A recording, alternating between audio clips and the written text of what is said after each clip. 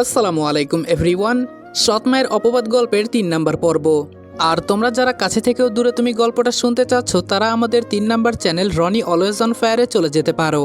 কাছে থেকেও দূরে তুমি গল্পটা আমাদের কন্টিনিউ করার কোনো ইচ্ছাই ছিল না, কারণ ওই গল্পে তোমাদের ভালোবাসা দেখে আমরা পুরাই হতাশ।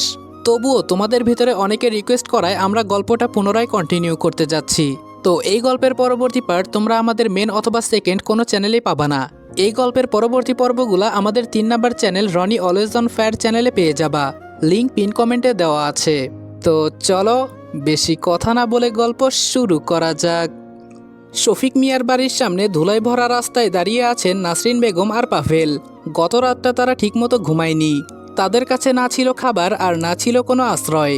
পাভেল ক্লান্ত হয়ে ওর মাকে প্রশ্ন করলো, মা, আর কোথাও যাওয়ার জায়গা নেই? নাসরিন বেগম চুপ। গত রাতের অপমানগুলো মাথায় ঘুরছে। ভাইয়ের বাড়ি, শ্বশুর বাড়ি, সব জায়গা থেকে ফিরিয়ে দেওয়া।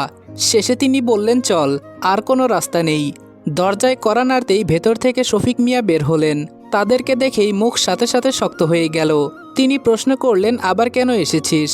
পাভেল এবার আগের মতো চিৎকার করল না, শান্ত গলায় বলল, আমরা থাকার জায়গা চাই। শফিক মিয়া জবাব দিল, এই বাড়িতে তোদের মা ছেলের কোনো জায়গা নেই। নাসরিন বেগম কাপা গলায় বললেন, আমরা ভুল করেছি। শফিক মিয়া রাগে চোখ লাল করে বললেন, ভুল? আমার ছেলেকে মিথ্যা অপবাদ দিয়ে রাস্তায় ফেলেছিস, এটা তোর ভুল ছিল? পাভেল আর নাসরিন বেগম শফিক মিয়ার পায়ে ধরে বলে, আমাদের একটু এই বাড়িতে জায়গা দাও, আমার আর কোথাও যাওয়ার জায়গা নেই। শফিক মিয়া প্রথমে তাদের জায়গা দিতে রাজি ছিলেন না। ওরা অনেক কাকুতি মিনতি করার পর অবশেষে তিনি বলেন, তোমাদের দুজনকেই বাড়িতে থাকার অনুমতি দিলাম, কিন্তু তোমরা এই বাড়িতে এই বাড়ির সদস্য হয়ে নয়, কাজের লোক হয়ে থাকবে। তোমাদের জায়গা স্টোর রুমে, ওখানে আজকে থেকে থাকবে তোমরা। আর পাভেল, তোকে আমি পড়াশোনা করাতে পারবো না, নিজের কাজ খুঁজবি।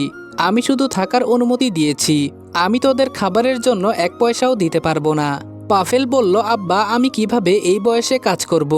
শফিক মিয়া বলল, প্রথমত তুই আমাকে আব্বা বলে ডাকবি না, দ্বিতীয়ত তোকে এই বয়সে কাজ করে খেতে হবে, কারণ তোদের জন্য আমার ছেলে আজকে আমার থেকে দূরে। ও নিশ্চয়ই নিজের খাবারের জন্য কাজ করছে। আমার ছেলে কষ্ট করবে আর তোরা আরামে খাবি, সেটা আমি কখনোই হতে দিব না। পাভেল আর নাসরিন বেগম স্টোর রুম পরিষ্কার করার কাজে নেমে পড়ে। তারা রনিকে যেভাবে কষ্ট দিত ঠিক সেভাবেই তারাও এখন কষ্ট পাচ্ছে। আপনারা কি মনে করছেন তাদের ভেতরে অনুশোচনা হচ্ছে? আরে না, তাদের মধ্যে কোনো অনুশোচনা নেই। পাভেল ওর মায়ের দিকে তাকিয়ে বলল, এই বুড়ো কিন্তু অতিরিক্ত করছে মা, এটারও একটা ব্যবস্থা করতে হবে। নাসরিন বেগম শয়তানি হাসি দিয়ে বলল, করব। এই বুড়ো আমাদের অপমান করেছে, ভিখারির মতো রাস্তায় রাস্তায় ঘুরিয়েছে, ওকে এত সহজে ছেড়ে দেব কিভাবে ভাবলি? ওরও ব্যবস্থা করব, কিন্তু তার আগে ভালো মানুষই দেখিয়ে এই বাড়িতে নিজের জায়গা শক্ত করতে হবে। পাভেল বলল, আমাকে যে বলল কাজ করে খেতে হবে। নাসরিন বেগম ছেলের মাথায় হাত বুলিয়ে বলল, কর বাবা, কয়েকটা দিন কর, এখানে নিজেদের জায়গাটা শক্ত হোক। ওই বুড়োকে ফুসলিয়ে ওর সব সম্পত্তি নিজেদের নামে করে নিব, তারপর ওকে ওর ছেলের মতো এই বাড়ি থেকে বের করে দেব। পাভেল বলল, এটা পারবা মা?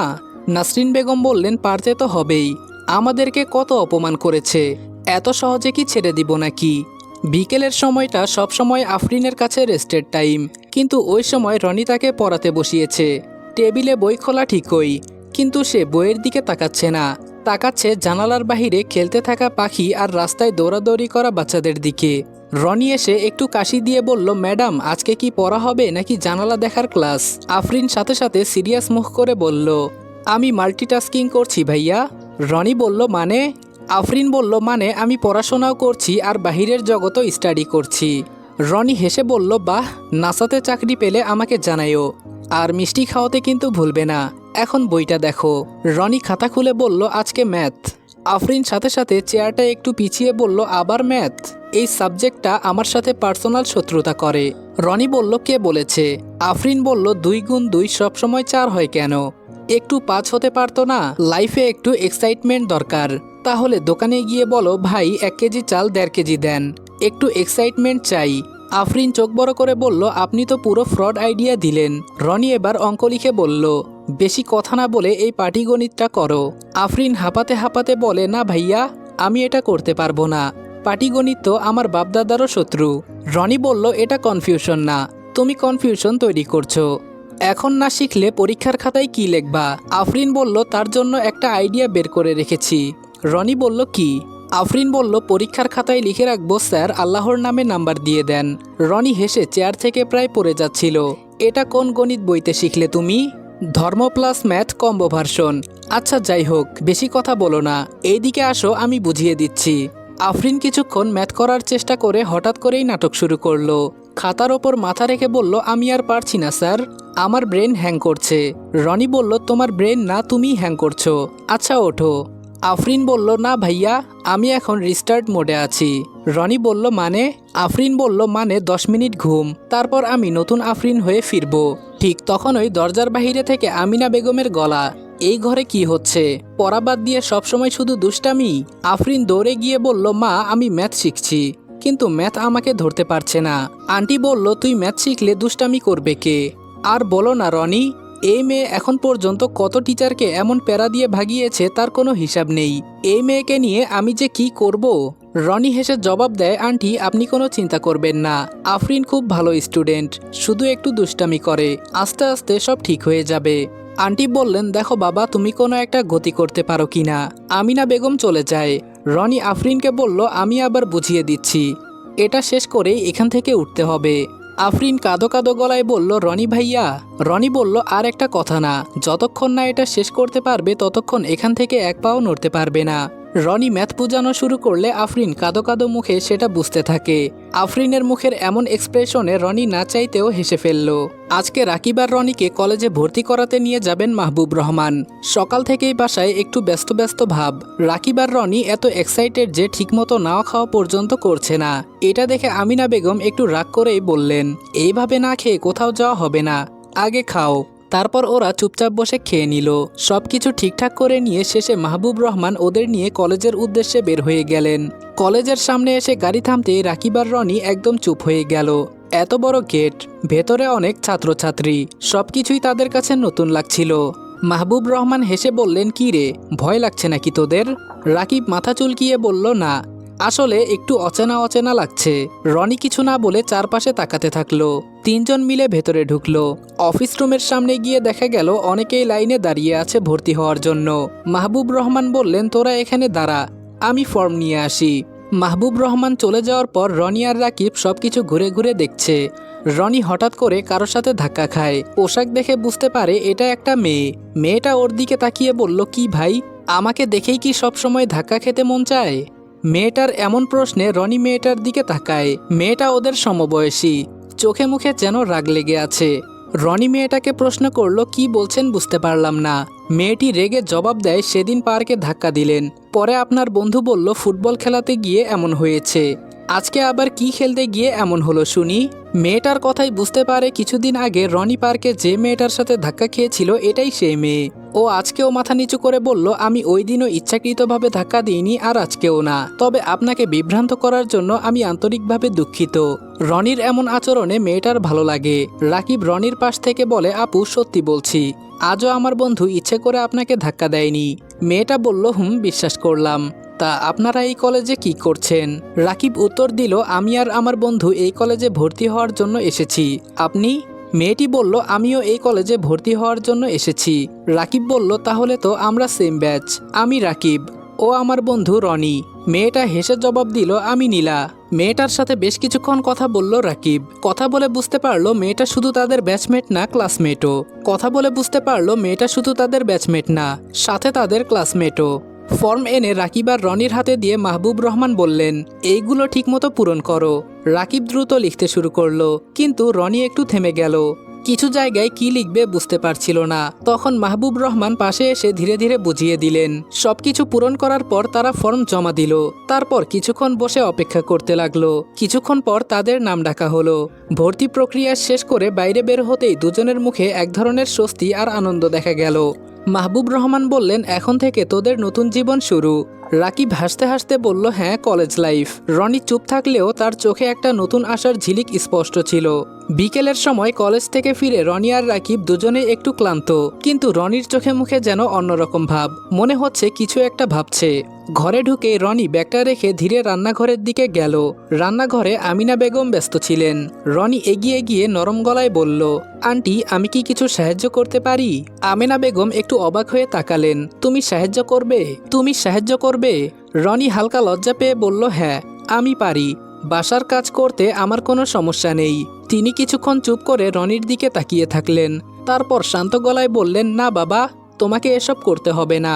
রনি আবার বলল, কিন্তু আন্টি, আমার বসে বসে খেতে অস্বস্তি লাগে, কিছু কাজ করলে ভালো লাগবে। এইবার আমেনা বেগম একটু রাগী গলায় বললেন, আমি বলেছি না দরকার নেই। রনি চুপ হয়ে গেল। কিছুক্ষণ দাঁড়িয়ে থেকে ধীরে ড্রয়িং রুমে চলে এলো। রাকিব সোফায় পা তুলে বসে মোবাইল দেখছিল। রনি বলল, রাকিব, আমি তোমার ঘরটা একটু গুছিয়ে দেই। রাকিব অবাক হয়ে বলল, কেন?